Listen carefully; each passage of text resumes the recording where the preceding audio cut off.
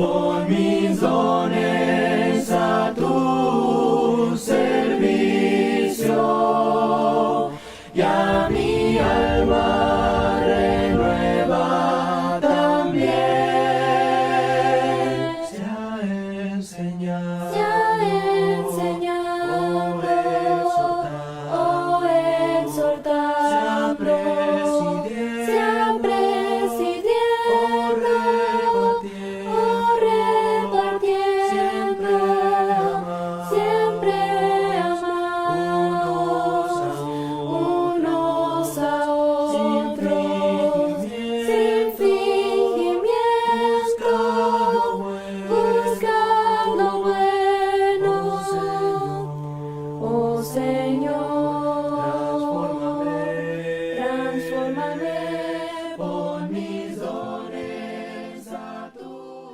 Buenas noches, esperamos estén contentos, reciban un ósculo santo y un abrazo de parte de la Iglesia de Cristo, la cual servimos en la ciudad de Elgin, en Chicago, en Illinois. Cuando gusten visitarnos, serán todos y cada uno de ustedes bienvenidos para estar allá con nosotros alabando al Señor.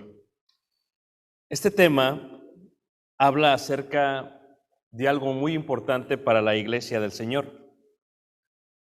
Si vemos en Deuteronomio, en el capítulo 6, miramos algo que tiene que ver con la esencia de nuestro Dios. En Deuteronomio capítulo 6, en el versículo 4, se hace mención de algo importante. Ahí en Deuteronomio capítulo 6, en el versículo 4. Dice: oye Israel, Jehová, nuestro Dios, Jehová uno es. Es lo que dice ahí. Oye Israel, Jehová nuestro Dios, Jehová uno es. Déjame ver si funciona. ¿Sí funciona? Sí, okay. Gracias. Esta palabra uno es una palabra que parece muy sencilla, pero es una palabra totalmente importante para el concepto de quién es Dios.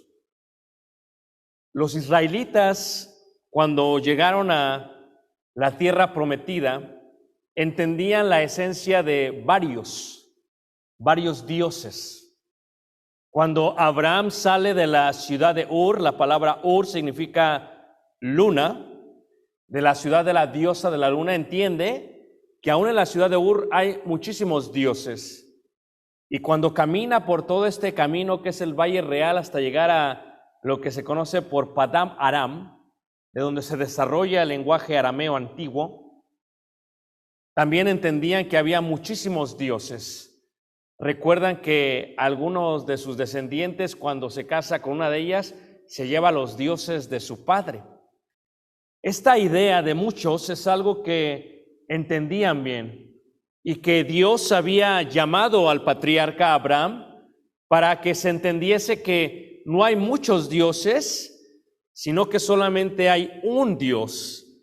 Esta palabra que dice ahí, uno es un concepto, una enseñanza que los israelitas tenían que entender desde el principio. Esta palabra viene del hebreo echad. Echad significa único.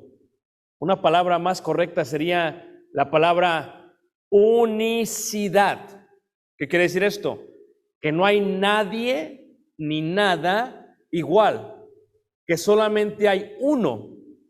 En el Evangelio de Juan, cuando se habla de Jesús, dice la Escritura en el capítulo 1 que cuando vino Jesús, dice que vino el unigénito.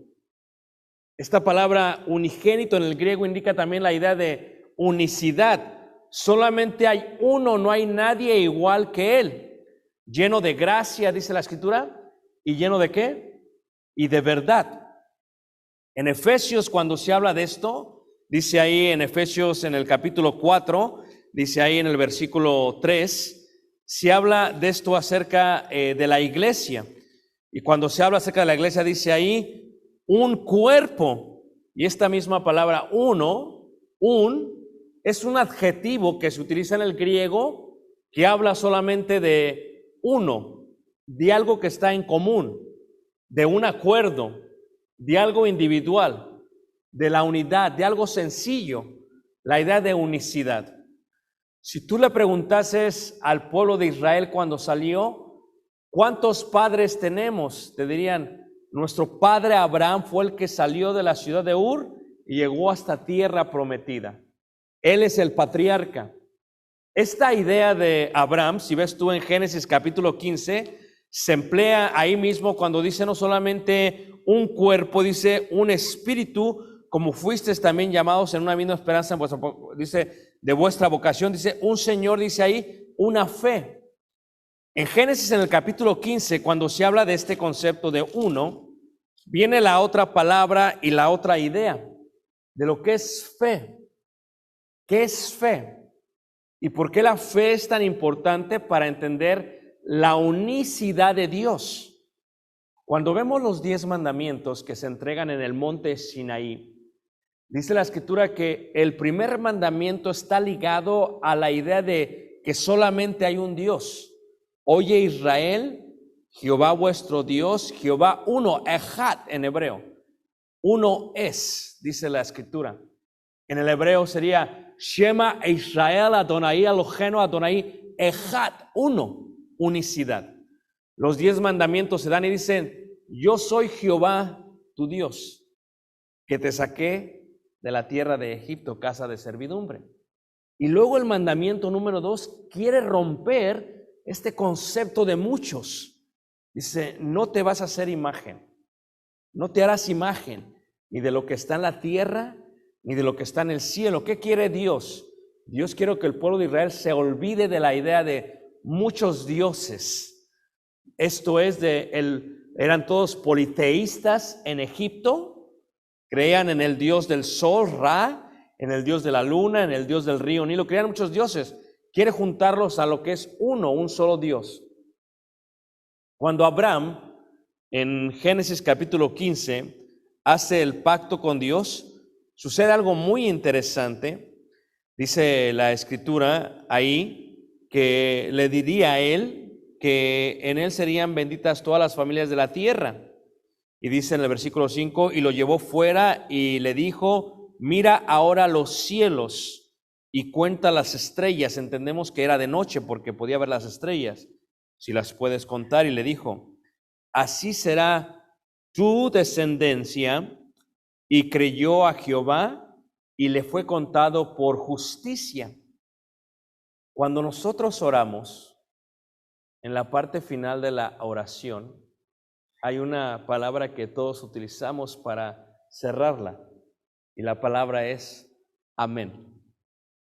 La palabra amén viene de esta palabra del hebreo antiguo que indica y fue contado por justicia, creer, emunaj.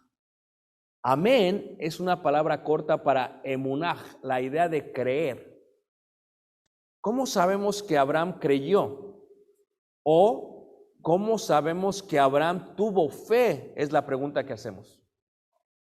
Si solamente hay una fe, ¿cómo podríamos describir la fe? Y creyó Abraham. Nosotros los occidentales tenemos el mal concepto que la fe o el creer es simplemente que nosotros tengamos dentro de nosotros algo en respecto a alguien.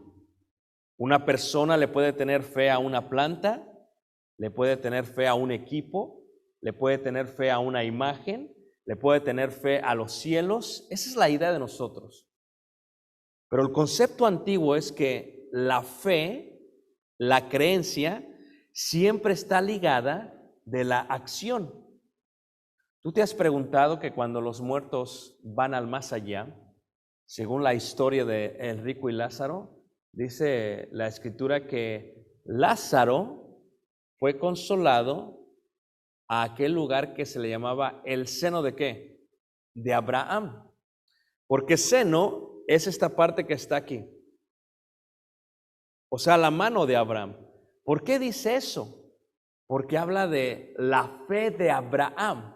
¿Cuál fe? Creyó Abraham y le fue contado por justicia. ¿Por qué? porque Dios se dio cuenta que no solamente creyó en el aspecto como entendemos nosotros aquí, sino que el hecho de creer lo llevó a hacer algo. Sal de tu casa, de tu tierra y de tu parentela. ¿Salió Abraham? Sí, eso es tener fe. Le dijo que en él, que en su descendencia serían benditas todas las familias de la tierra. Pero la edad que tenía Abraham, cerca de 100 años, lo hablo como humano, como un hombre casado, cerca de 30 años ya. Pero ¿podrá un hombre a esa edad poder todavía tener intimidad con su mujer? ¿No es cierto que Sara, cuando escucha en la teofanía y escucha esta parte de que tendría descendencia, se ríe? Y porque se ríe se le llamará Isaac a su hijo, lo cual significa risa. O sea, Abraham creyó y ¿qué? Y tomó a su mujer, como dice Romanos capítulo 4, que aún su cuerpo casi muerto, que es una expresión judía que habla de que el cuerpo está casi muerto, ¿quién va a estar pensando en tener intimidad física? Pero Abraham creyó y le fue contado por justicia. O sea, la fe de Abraham lo llevó a hacer. La fe está conectada no solamente con una convicción, sino con la acción. Eso es emunah. Amén. Es más, cuando nosotros decimos amén, se entiende que no solamente estamos de acuerdo, eso es una idea muy superficial, sino que vamos a hacer lo que estamos orando si es que nos comprometimos con Dios en cuanto a algo, porque si alguien hace voto a Jehová, dice, piénselo bien, porque es mejor no decir que decir y no qué, cumplir. Cuando Abraham creyó, no solamente creyó y tomó a su mujer, la cual tenía 90 años, tuvieron intimidad a esa edad muy grande, después tuvieron un hijo. Y cuando Dios le dice, quiero que me entregues a tu hijo, a tu único, tu ahat, unigénito, unicidad, único, no hay nadie más. Tenía a Ismael totalmente, pero no era el hijo de la promesa. Ahat, Isaac es el ahat, Isaac es el único, dame tu único hijo.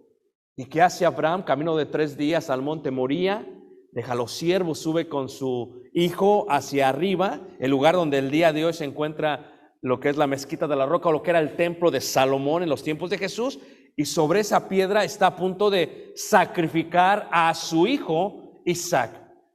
Así que la fe no solamente es la idea de yo creo, porque los demonios también creen y ¿qué? Y tiemblan. Y lo explica Santiago en el capítulo 2. Si la fe solamente es creer, podríamos decir que todo el mundo en la tierra tiene fe, no solamente a Dios, a muchas cosas. Pero la fe no solamente se encuentra en la idea de lo que tú crees. La fe se encuentra en la idea de lo que tú haces, el seno de Abraham. ¿No veis que vuestro padre Abraham fue justificado, hablando Santiago, el hermano de Jesús por parte de su madre María?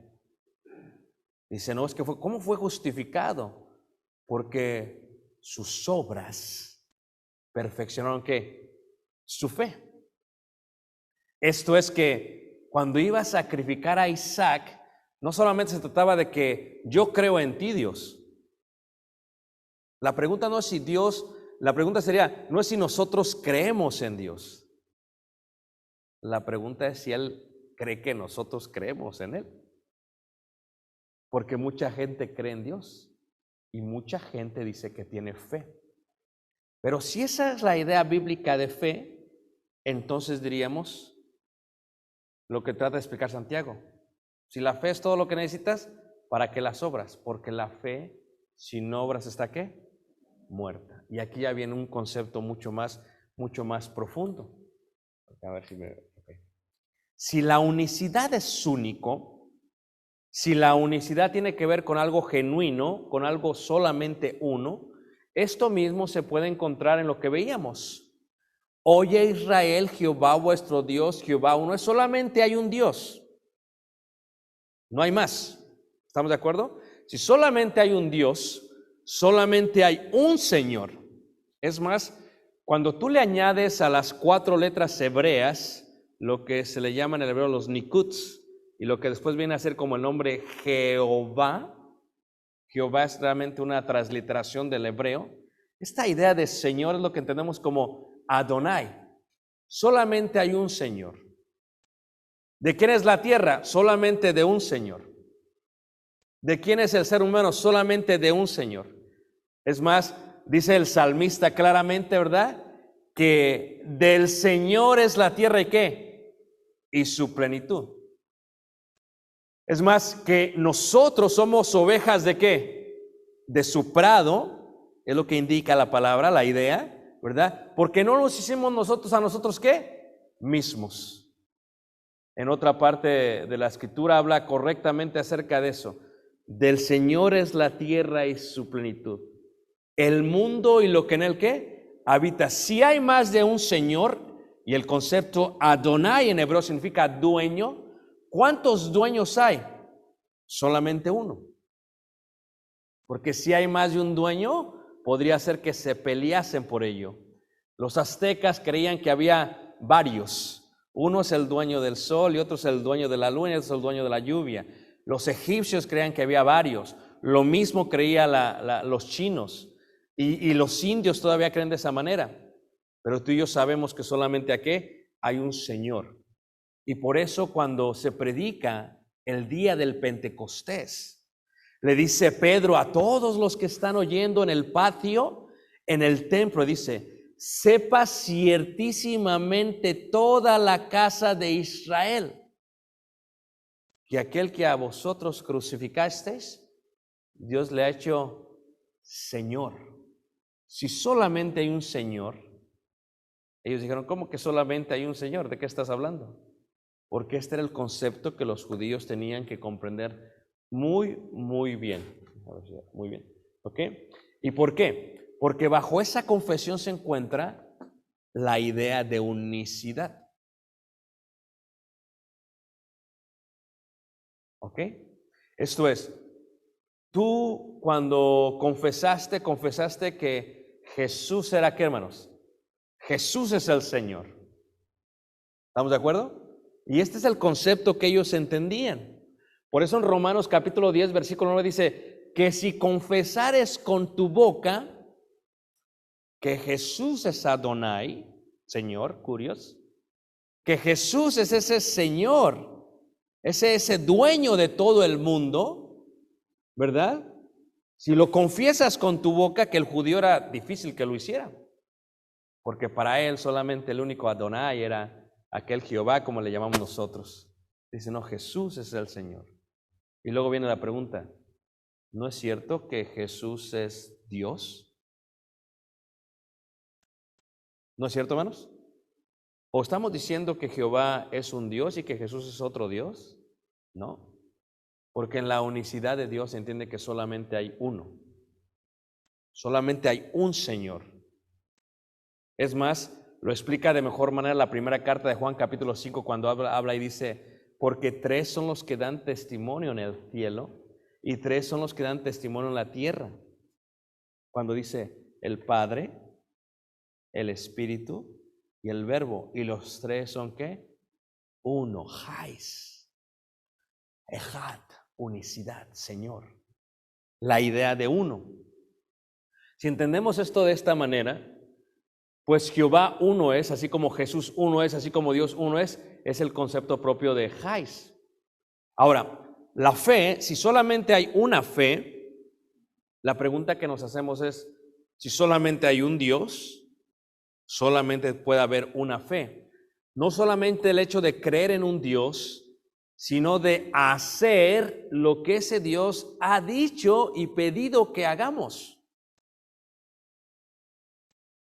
Miren, en cualquier compañía, en cualquier organización, lo primero que se establece es un organigrama.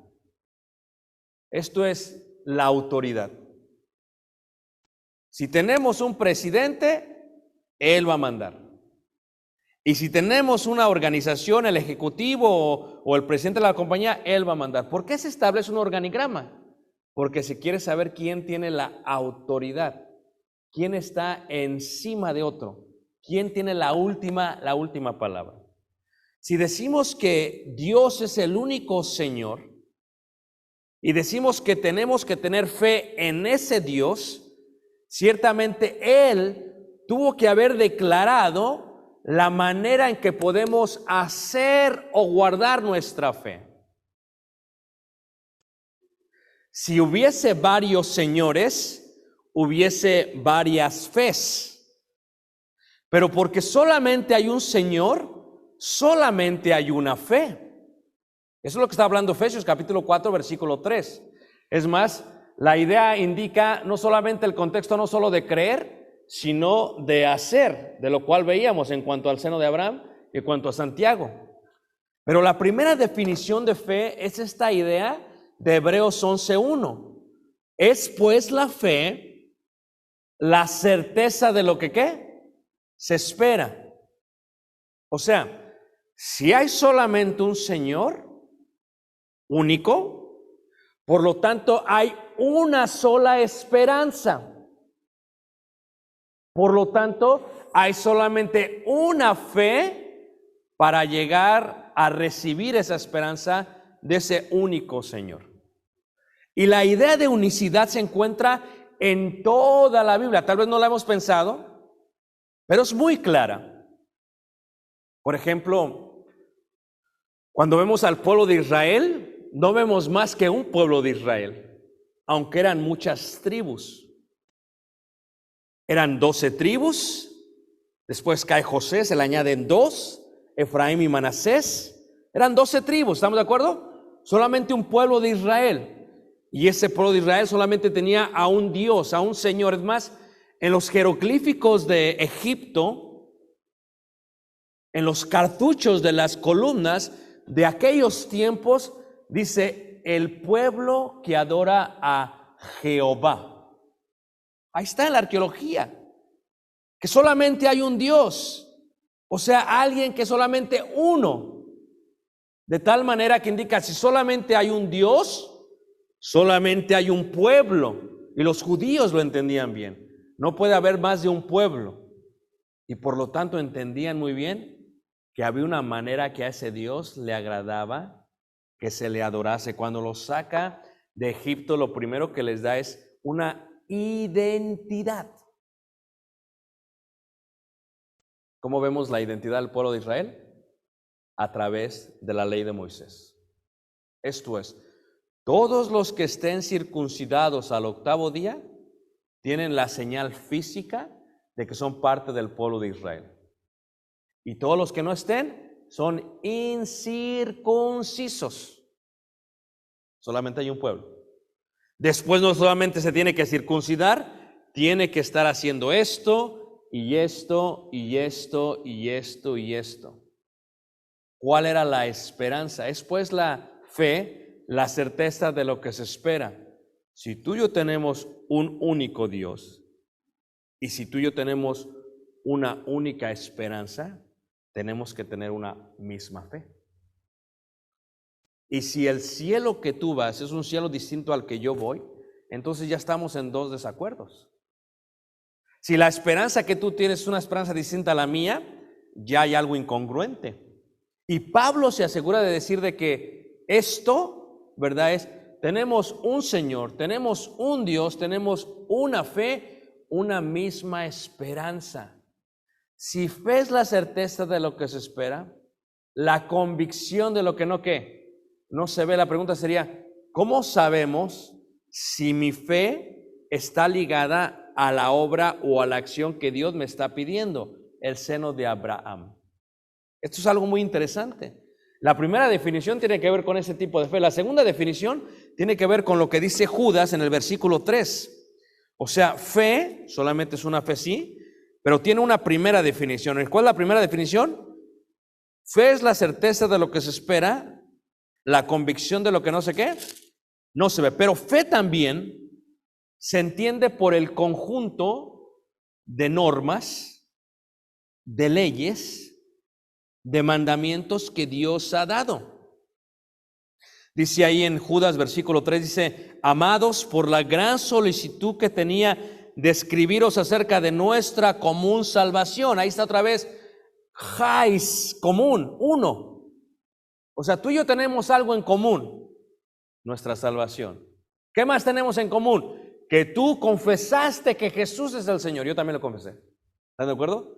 Y tú y yo tenemos algo en común, que fuimos bautizados en el único bautismo. Tenemos algo en común, ¿no es cierto? ¿Qué más tenemos en común? Un Señor, una fe, un Espíritu. Sí, tenemos todo esto en común. Pero ¿dónde lo hemos visto? ¿Cómo sabemos? ¿Cómo podemos decir que tenemos la misma fe? Y dice Judas: me ha sido necesario escribiros exhortándoos que contendáis ardientemente, ¿por qué, hermanos? Por la fe. La palabra fe, del griego pistis, ¿verdad? Esta palabra indica algo muy interesante en cuanto a ello. Es más, la misma palabra viene de la idea de lo que es doctrina. ¿Qué es doctrina? Un conjunto de creencias, de mandamientos y de leyes. ¿Dónde lo vemos? Dice Judas: tenemos que contender por esta fe. Pero hermanos, ¿no es verdad que el mundo está lleno de confusión? ¿No es verdad que todo el mundo religioso clama, entienden ellos, al mismo Dios? Y si claman al mismo Dios, ¿por qué tienen una forma distinta de guardar sus cosas? O sea, ¿cómo es posible que todos tengamos el mismo libro y que todos pensemos de distinta manera? Es más, cuando habla de esto Pablo a los Corintios dice, no dice, porque van a pensar que estáis, ¿qué? Locos. Porque Dios no es un Dios de ¿qué? De confusión, sino de paz y de ¿qué? Y de amor. Si fe también es esta idea del conjunto de leyes, de mandamientos y de creencias, es lo que se entiende por la palabra doctrina. Porque doctrina viene a ser precisamente ello. Ahora, vamos a trasladarnos aproximadamente hace 1990 años. ¿Ok? Y estamos en Jerusalén, en Jerusalén, donde Abraham iba a sacrificar a su hijo Isaac, en el mismo monte, ¿ok? Donde él mostró su fe y creyó y le fue contado, ¿por qué? Por justicia, donde él fue amén. Él hizo lo que Dios le había dicho que le iba a hacer a Dios. Y cuando están todos ahí y están predicando, aunque son 12 apóstoles, todos tienen una misma enseñanza. Es más, en Hechos capítulo 2, versículo 42, declara cuál es su enseñanza. Y perseveraban en la doctrina. ¿Qué es doctrina? Didaxei en griego. ¿Qué es didaquei? Didaquei significa el conjunto de normas, de leyes y mandamientos. Eran 12 apóstoles. Matías había tomado el lugar de aquel que era Judas, el hijo de maldición. Y ahora tenemos 12 y todos enseñan la doctrina. Es una de los apóstoles. Esta doctrina, según el Evangelio de Juan, en el capítulo 17, era aquello que les dijo Jesús en el aposento alto cuando les dijo, y vendrá el Espíritu de verdad. Y Él os guiará a toda ¿qué? A toda verdad. Jesús les había dicho, es que ahora no podéis sobrellevar las cosas, pero va a venir aquel y les va a recordar todo lo que yo les he ¿qué? Dicho. Y esta doctrina de los apóstoles identificaba a este pueblo, a esta iglesia, y la empezaba a ser totalmente distinta al pueblo judío. Y estaba todo sobre un fundamento, una piedra. ¿Y cuál era? Solamente tenemos un Señor. O sea que todos aquellos que se unieron empezaron a ver una diferencia del resto. Primero, creyeron. ¿Qué haremos? Dijeron. ¿Qué haremos, varones? ¿Qué hacemos? Dice, bautícese. Y esto ya es un cambio de la ley de Moisés. Mañana miraremos más eso en la doctrina de bautismos. ¿Cómo que bautícese? Esto es algo nuevo, totalmente nuevo, hermanos. Esto no era parte del pueblo de Israel antes de que Jesús muriese. Esto es algo nuevo. ¿Cómo? Y eso es parte de la doctrina de los ¿qué? Apóstoles. ¿Recuerdan cuando Jesús le dijo a los apóstoles, toda potestad me es dada en los cielos y ¿qué? En la tierra. Por tanto, id y predicar el evangelio a toda criatura. Pero como dice Mateo 28:20, dice, bautizándolos. En el nombre del Padre, del Hijo y ¿qué? Y del Espíritu Santo. O sea, este concepto, esta nueva idea, este nuevo mandamiento se ve en el día del Pentecostés cuando se está predicando a todos. Creyeron sí y luego obedecieron a esta nueva fe. ¿Era suficiente solamente decir, no, creemos que Jesús es el Señor? No, ahora no solamente tienes que creer, ahora tienes que ¿qué? Obedecer. Porque no solamente se trata que le creas a Dios, se trata que Dios te crea que le crees a Dios. Y parte de ello es hacerte de una fe. ¿Y cuál era esa fe? La doctrina. Y perseverar en la doctrina de qué, hermanos? De los apóstoles. Entonces empieza a ver algo interesante acerca de lo que es la fe. Si fe son los mandamientos, ¿verdad? La pregunta sería, ¿cómo definimos la idea de la fe? Ahora, uno de los grandes problemas, hermanos, que tiene el día de hoy es, primero tenemos que estar de acuerdo que solamente hay un Dios. ¿Están de acuerdo todos, hermanos? Si solamente hay un Dios, solamente hay una fe. Y si solamente hay una fe, solamente hay una forma, una esperanza, una convicción de lo que no se ve. Y si solamente hay una enseñanza, una doctrina. O sea, siempre es unicidad, único, único, único, único. Siempre va a ser así. Por eso Pablo lo explica bien en Efesios capítulo 4. Pero ¿cuál es el problema con la historia? El problema con la historia, hermanos, es que no nos queremos sujetar a esa unicidad. El problema con la historia es que queremos hacer cosas distintas a esa idea de unicidad. Jesús va caminando y viene de la parte de Galilea y pasa por Samaria. Y primero ese camino no es de judíos, pero tiene que pasar Jesús por ahí. Y llega a un pozo muy importante, de esto que estamos hablando, ¿verdad? Aquel pozo de este patriarca. Y cuando llega ve a una mujer, la cual es samaritana. ¿Saben por qué los samaritanos no eran bien vistos por los judíos? Porque no eran ejad, no eran jais, no eran únicos. Era una mezcla que se había formado de aquellos hebreos que salieron de cautividad y que habían tomado mujeres extranjeras y que después, ¿se acuerdan lo que dice el libro de Nehemías y Esdras? Dice, me vas a despedir a todas las mujeres extranjeras y todos sus hijos. Y todos esos que despidieron, parte de ellos son los samaritanos. Es una mezcla. O sea, que el hecho de que tu papá fuese hebreo y que tu mamá fuese extranjera, ya no te hacía único. Te hacía samaritano. Son los samaritanos.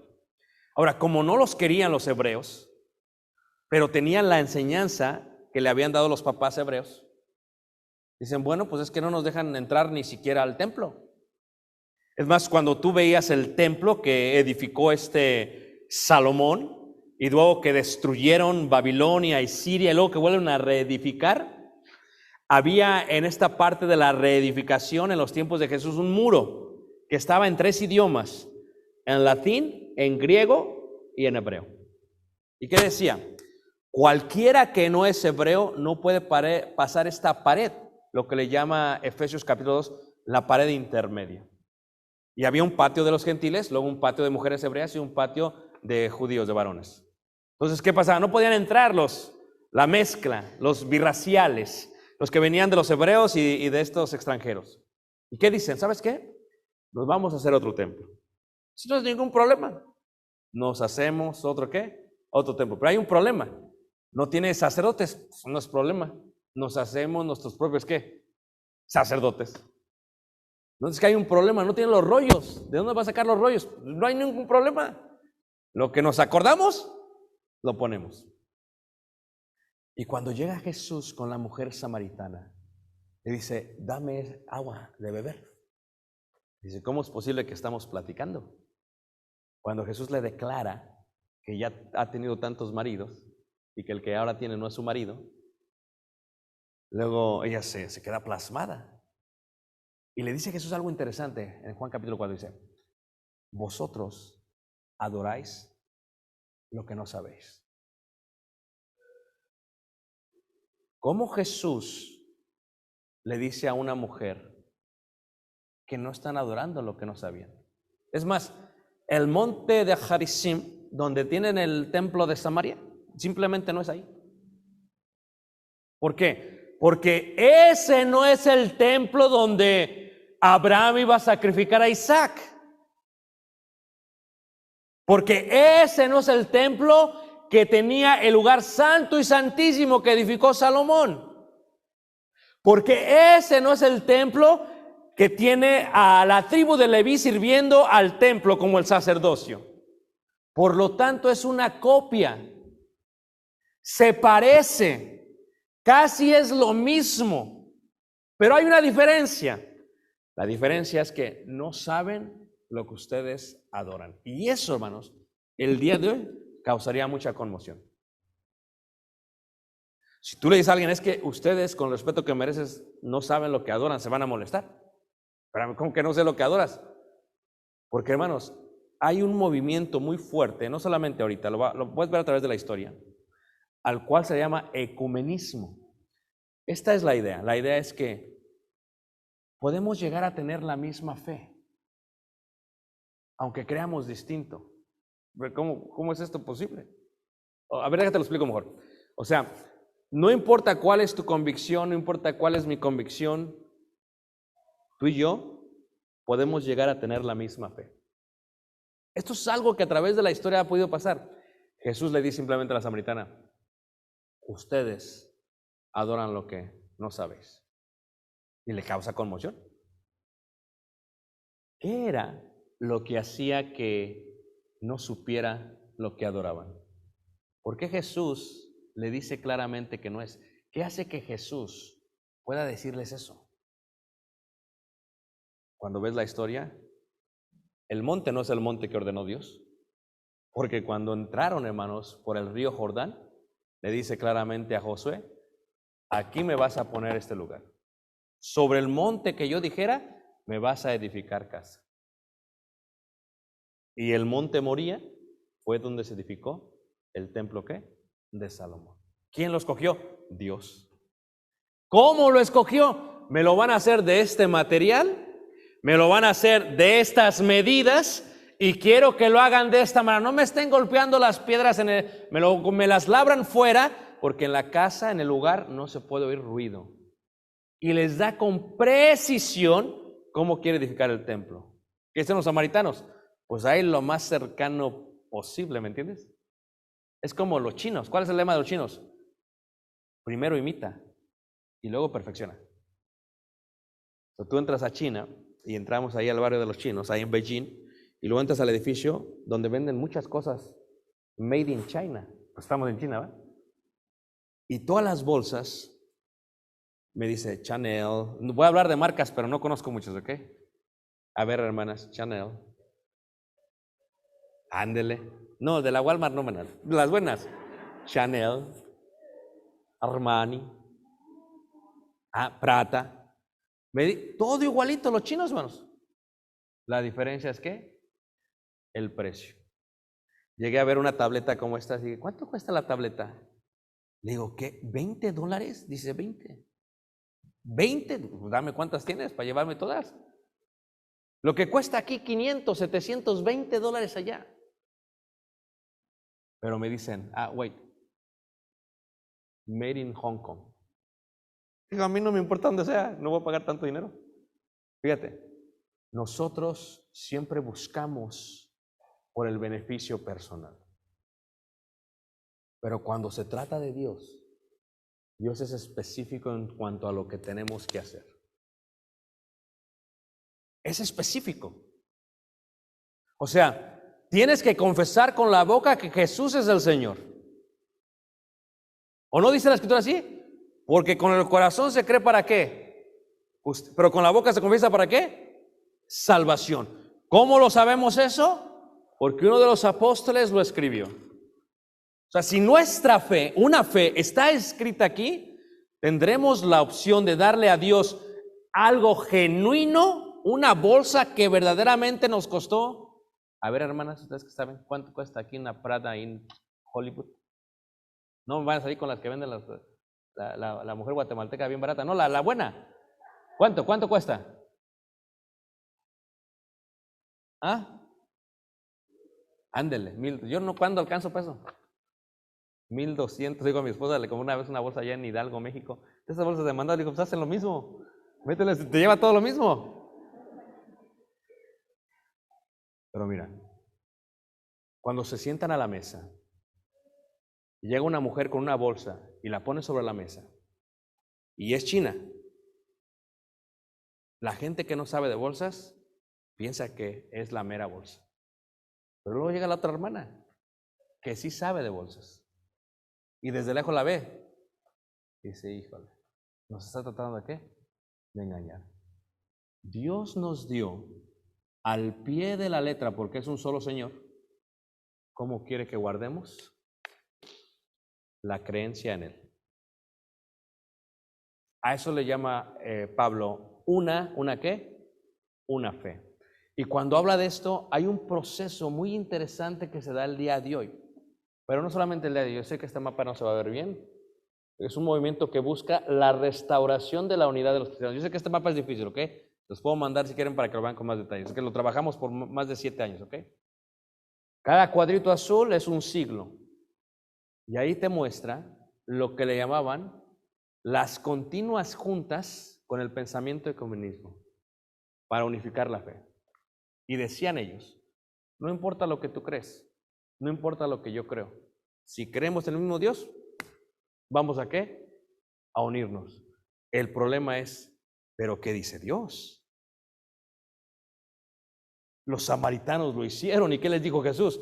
No, es que ustedes adoran lo que no, ¿qué? No sabéis. Porque no solamente es suficiente nuestro corazón para con Dios. No solamente eso es suficiente. Si el corazón fuese suficiente, hermanos, no hubiera habido necesidad para la doctrina de los apóstoles. Pero porque se entiende que va más allá de lo que queremos hacer. Y el día de hoy, hermanos, el peligro más grande de la iglesia, y no solamente fue en la historia, pero especialmente el día de hoy, hermanos, el día de hoy la iglesia, nuestros hijos, ya no identifican esa sola fe. Llegan a pensar es que esa persona es muy buena. Si es muy buena, tiene que servir a nuestro Dios.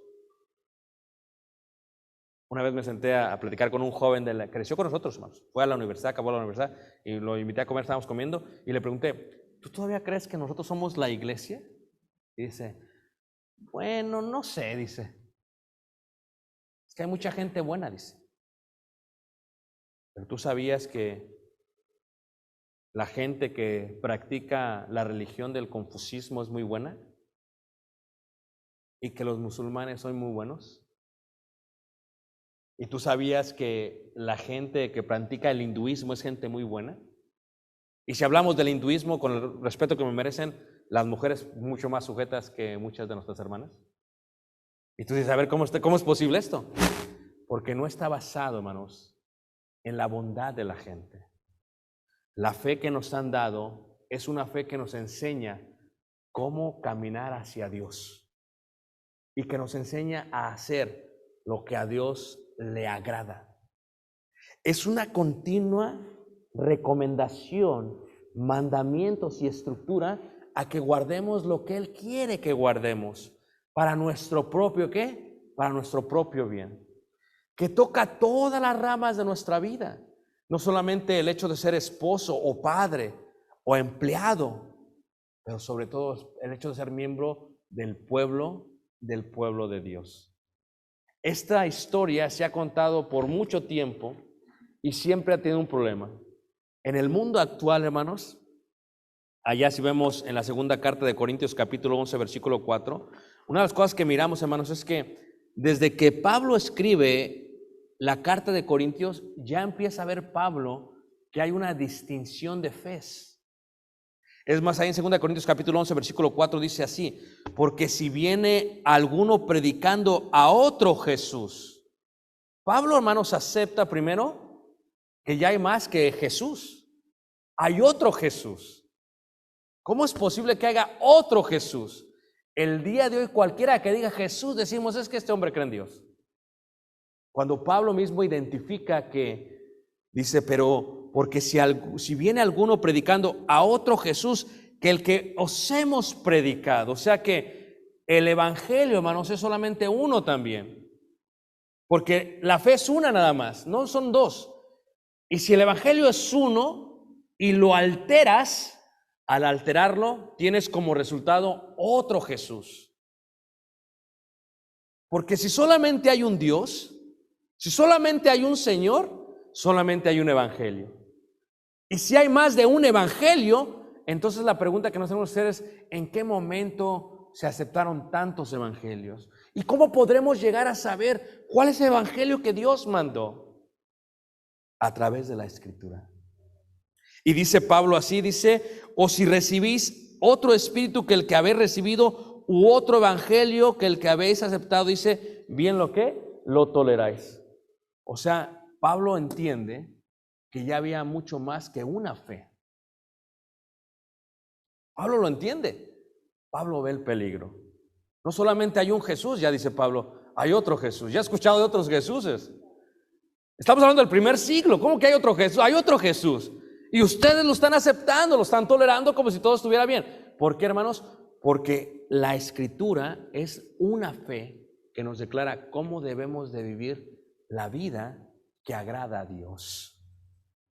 Cuando le dice a Timoteo Pablo, ahí en Éfeso, en la primera carta de Timoteo capítulo 4, habla acerca de esta idea. 1 Timoteo 4:1 dice: pero el Espíritu dice claramente que en los postreros tiempos algunos apostatarán de la fe. Primero, fe. ¿De qué fe está hablando? De la primera definición, claro, y de la segunda definición, claro, de esa fe. Apostatar, ¿qué significa? Desviarse. Hagan de cuenta que yo les digo, por ejemplo, vamos a ir todos a Santa Mónica y nos vamos a ir por este camino. Y cualquiera que se desvíe está apostatando de la fe. Pues Jesús es el camino, es la verdad y es la vida. Y la doctrina de los apóstoles son la manera en que nos dice el GPS. Te vas a ir por acá, luego le vas a dar vuelta acá y acá y acá. Pero va a decir uno: no, es que yo sé llegar más rápido. Es que no se trata de lo que tú, cómo sabes llegar. Se trata de cómo tu Señor, quien es el dueño tuyo, te dice cómo tienes que llegar, dónde tienes que dar la vuelta y dónde le tienes que acelerar. Se trata de sujetarnos, algo que ya no es común el día de hoy. Lo podemos ver en este problema con la pandemia. Ya nadie se quiere sujetar, hermanos. Cada quien tiene su propia opinión. Se trata de someternos, sujetarnos, hermanos, al único Dios y verdadero. Al único Dios. Y dice ahí: apostatarán de la fe. ¿De cuál fe? ¿Cómo? Dice: escuchando a espíritus engañadores y a doctrina. Sí, es un conjunto de leyes, mandamientos y enseñanzas, pero dice de demonios. Y dice: espérame, ¿cómo que muchos? Sí. O sea, muchos van a decir como los samaritanos: no, es que, mira, vamos a hacerlo así. Yo no creo que a Dios no le agrade. O sea, ¿cuál es el problema con Dios? Si nos está dando resultados. Hermanos, si Dios basase nuestra fe basado en los resultados humanos, no se hubiera enojado con David cuando hizo el censo. Porque David hace el censo, ¿verdad? Lo que le va a dejar a Salomón, ¿por qué lo hace? Para decir: mira todo lo que he dejado. Y Dios se enojó con él. ¿Se acuerdan cuando va Gedeón, hermanos? Y en el manantial de Gedeón, en las faldas de Gilbao, va Gedeón y dice: no dice Dios, a ver, no dice son muchos, dice, vale bajando el número. Porque Dios no es un Dios de números. Cuando va Jesús y lleva 5,000, en otra parte dice 6,000, y luego nada más se quedan los discípulos. Si Dios fuera un Dios de números, hermanos, entonces sí aceptaríamos que lo que el hombre hace para tener una audiencia más grande es lo que a Dios le agrada. Pero Dios no es así. Dios es un Dios que le agrada sobre todas las cosas, dice Deuteronomio. Sí, los sacrificios me agradan, pero más la obediencia. Y la obediencia es importante a lo que Él dice, a esa única fe. Dice: ¿y a doctrina de qué? De demonios. Entonces entendemos algo que es interesante. ¿Ok? Si lo que ellos escucharon es lo mismo que tú escuchaste.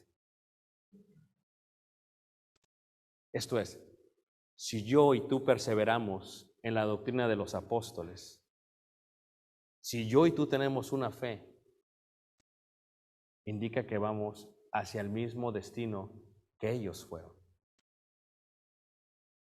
Si yo y tú tenemos una fe, indica que solamente podemos creer en el Jesús del cual habla la Biblia. que solamente pudimos haber obedecido al Evangelio del cual habla la Biblia. Y que solamente podemos hacer de aquello que habla la Biblia, hermanos. Porque déjame decirte, hermanos, la idea del ecumenismo se oye hermoso. Se oye sumamente hermoso, hermanos, créelo.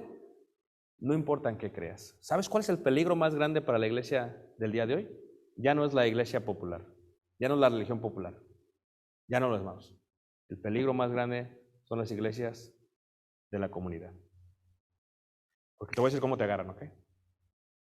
No importa lo que tú creas, no importa lo que tú pienses, no importa lo que tú practiques. Eso es ecumenismo.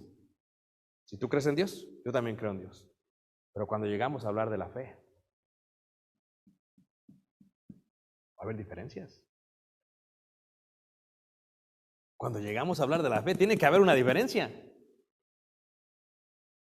Porque, hermanos, aún si solamente hay un Señor, solamente hay un bautismo y solamente hay una iglesia. Y si de esto no tenemos convicción nosotros, tenemos que realmente analizar nuestro estudio de las Escrituras. No sea que seamos como aquella hermana que ha puesto la bolsa chanchina y digamos que esto es lo original. Porque va a llegar alguien que va a saber y te va a decir, esta no es la fe por la cual estamos peleando. Esta no es la fe por la cual murieron nuestros hermanos en el primer siglo. La fe tuya es distinta a la fe de la cual estamos hablando. Porque la fe que no produce persecución es una fe ajena a la del primer siglo. Porque todos los que quieran vivir piadosamente padecerán ¿qué? Persecución. Y si los apóstoles interesan, y si esto es importante, decimos que la doctrina de ellos es importante. Si la doctrina es de los apóstoles, ¿cuál era la diferencia de entre estas y otras? Y si esta misma era esencial, ¿por qué aún los de Efesios tuvieron que volverse a bautizar si creyeron en el mandamiento de Juan el Bautista? Y vemos la importancia de esta doctrina a través de todo ello, de tal manera que dice segunda carta de Juan, versículo 9, que quien no tiene la doctrina de Cristo, no tiene al Padre. Así de serio, hermanos. Y no tiene al Hijo. ¿Cómo es posible? Porque, hermanos, si el cristianismo está basado en mis buenas obras, podemos decir confiadamente que toda la gente que es buena va camino al cielo. Pero porque tú y yo que hemos estudiado y analizado las cosas sabemos que no todo está basado en nuestra bondad. Porque dice el profeta Isaías, porque tus obras son trapo de inmundicia para mí, dice. Lo que tú haces, dice, es trapo de inmundicia para mí, dice el Señor. Somos salvos por la sangre de Cristo. Somos salvos por lo que Él hizo por nosotros. Pero si somos salvos, ¿qué espera Él de nosotros? Si es un Señor tan perfecto, nos debió haber dado las indicaciones. ¿Cómo vamos a llevar a cabo esto? ¿Cómo lo dijo que hiciera? ¿Cuál es la doctrina de Cristo? ¿De qué está hablando Juan el apóstol? Cuando dice, el que no tiene la doctrina de Cristo no tiene. ¿De qué estás hablando? Explícamelo. La doctrina tiene que ver con aquella fe de la cual estamos hablando. Si la ausencia de la doctrina de Cristo es la ausencia de Cristo y del Padre Celestial. Quiero que lo piense, ¿ok? Según segunda carta de Juan, versículo 9 dice así, segunda carta de Juan, versículo 9 dice lo siguiente. Dice así acerca de esto. Dice, cualquiera que se extravía, o sea, apostata, y no persevera, o sea, no mantiene, no persevera en la doctrina de Cristo, no tiene a Dios. A ver, ¿quién lo dijo, hermanos? El apóstol Juan, el que se recostó sobre el pecho de Jesús, el que estaba al lado de la cruz, el que recibió a María como su madre. Y él dice, no tiene a Dios. El que persevera en la doctrina de Cristo. ¿De qué doctrina estás hablando? ¿De qué conjunto de mandamientos? De la doctrina de los apóstoles. ¿De qué? De aquel solo Jesús. ¿De qué doctrina me hablas? Dice ahí. Ese sí tiene al Padre y también ¿a quién? Al Hijo. ¿Qué tan importante es la doctrina? Es más, según Juan, la ausencia de la doctrina de Cristo hace que estemos ausentes del Padre y del Hijo. Y los samaritanos decían, no, no, es que nosotros hacemos lo mismo que ustedes. No, sí, dice, pero ustedes adoráis. Lo que no, ¿qué? Lo que no sabéis. Nosotros adoramos lo que sabemos, dice Jesús. Y viene el tiempo en que vendrán adoradores, porque Dios está buscando adoradores que le adoran en espíritu, ¿qué? Y en verdad. ¿Qué es esa verdad? La doctrina de los apóstoles. Si esto es así, entonces entendemos algo. Si decimos que la doctrina no es importante, entonces ya hemos apostatado de la fe. Escucha lo que estoy diciendo, ¿ok? Si decimos que la doctrina de los apóstoles no es importante, entonces ya hemos dado el paso y hemos apostatado de la fe. Porque déjame decirte algo, hermanos. Algo que tenemos que tener por seguro es que tú conoces a Dios y yo conozco a Dios por esto. Así es como lo conocemos. Y si esto deja de ser importante, entonces es posible que el mapa que estemos utilizando no sea el mapa correcto. Es posible que el destino hacia donde vayamos no sea el destino indicado. Y si eso es así, entonces fe ya no es la certeza de lo que esperamos porque ya no sabemos ni a dónde vamos. Entonces fe ya no es la convicción de lo que no se ve, porque sabemos quién es Dios y porque entendemos que Él es único. Comprendemos que hay solamente un camino para llegar al cielo. Porque solamente hay un camino, dice la Escritura. Yo soy el camino, la verdad y ¿qué? Y la vida. Solamente hay uno. Pero decía Pablo, hay muchos Jesuses.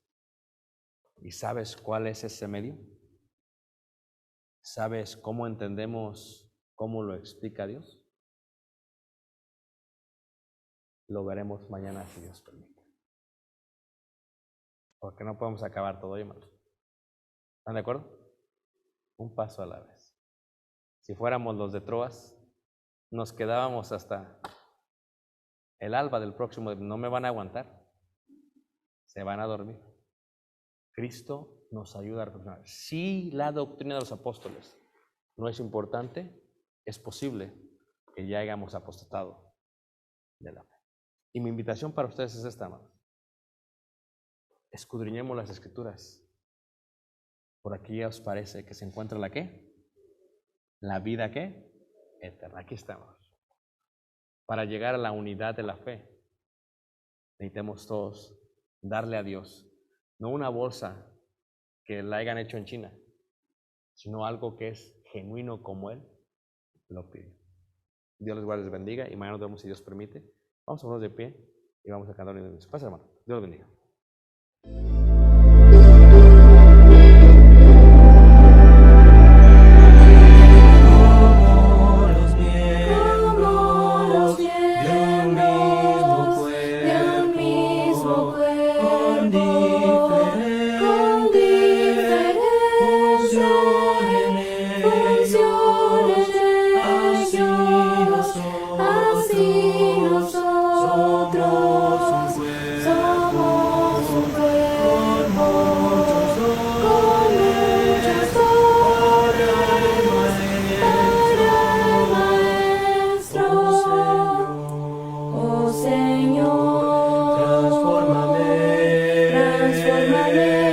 Por mis dones a tu servicio y a mi alma renueva también.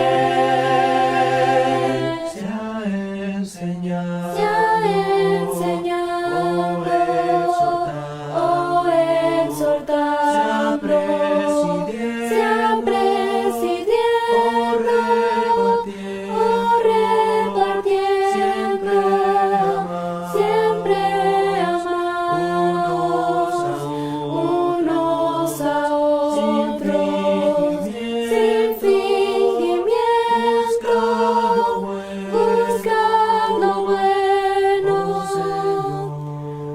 Señor.